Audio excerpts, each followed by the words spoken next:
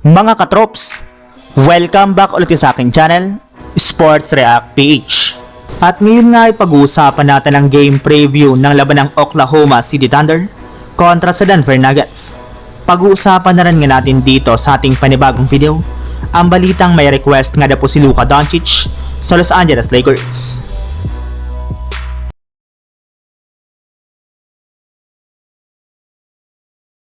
Bukas na nga po mga katrops ng madaling araw gaganapin ang unang game ng back-to-back ng laban ng Oklahoma City Thunder at Denver Nuggets, kung saan tatawagin nga po ito na battle of the first seed at second seed ng Western Conference. Bukod rin nga po dyan ay magkakaharap rin naman nga po dito ang top 1 at top 2 sa MVP rankings na sina Nikola Jokic at Shai Gilgeous-Alexander, kaya inaasahan nga po na magiging mainit bukas ang kanilang bakbakan.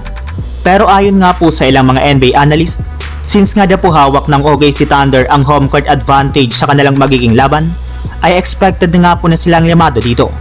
Alam naman nga po ninyo mga katrops, na hindi nga po basta-bastang nagpapatalo ang OKC Thunder sa loob ng kanilang home court, lalo pat inaasahan nga po na kompleto bukas ang kanilang lineup.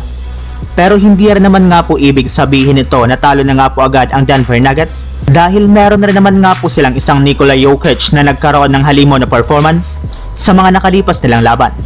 Samantala, punta naman tayo sa ating sunod na pag-uusapan sa balitang may request nga na po si Luka Doncic sa Los Angeles Lakers.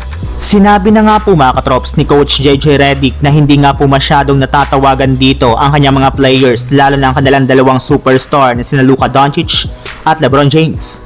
Bukod rin nga po dyan ay napakaninipis rin nga po ng tawag dito ng mga referee sa Boston Celtics, kagaya na lang ng nagawang foul ni Jared Vanderbilt kay Derek White sa 3-point line, kahit manadikitan lamang niya ito.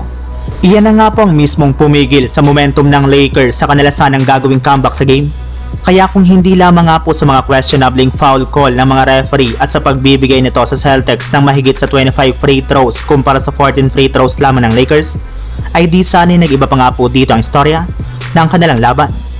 Bukod rin nga po mga katrops kay JJ Redick ay hindi rin naman nga po ikinagusto ni Luka Doncic ang mga ginawang tawag sa kanila dito ng mga referee. Sinabi rin naman nga po nito na umaasa nga po siya na hindi madala ang natamong injury ng kanyang superstar teammate na si LeBron James at hindi nga po ito mawawala ng matagal sa kanilang lineup. At habang wala nga daw po ito ay kailangan nga daw po na mag-step up ang iba niyang mga teammates sa kanilang mga susunod na laban. So yun lang mga katrops, ang handog kong story ngayong araw. Sana nag-enjoy kayo, please like and subscribe my YouTube channel, Sports React PH, para sa ito pang story at update patungkol sa NBA. Kita-kits muli sa ating susunod na video.